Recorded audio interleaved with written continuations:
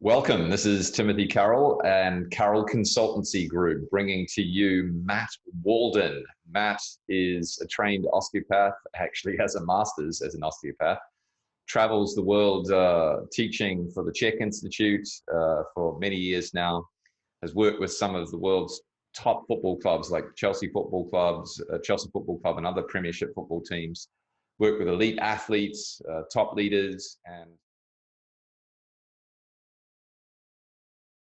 So the reason nose breathing is so important is that right alongside your nose here, you've got what's called paranasal sinuses. And those paranasal sinuses produce a gas called nitric oxide.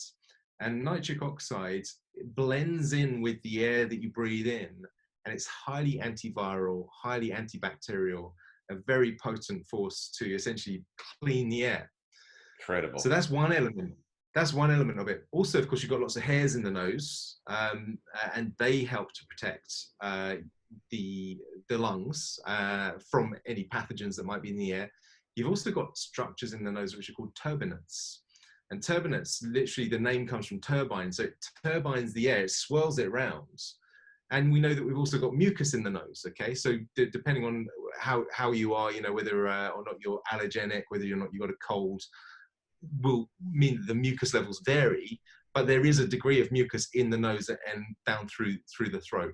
And that's designed so that as the turbinates swirl the air around, well, it traps the dirt and it traps the bacteria, and the air actually gets deeper down into the lungs when we breathe through the nose than it does when we breathe through the mouth.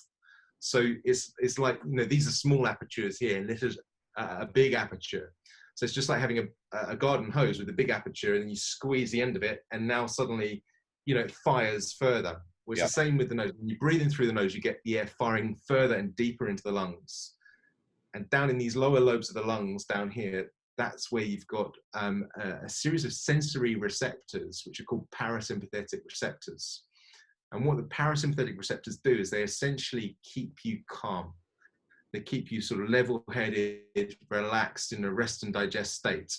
Now, up the top of the lungs, in the upper lobes here, you've got more what are called sympathetic receptors. And those receptors tend to get stimulated when you mouth breathe, and when you essentially are being very active, like so when you're running or something like that. And they have, so the sympathetic component there is essentially taking you into a fight-flight state. Right. So we certainly want to mouth breathe when we're doing exercise. That's quite functional, particularly high intensity exercise.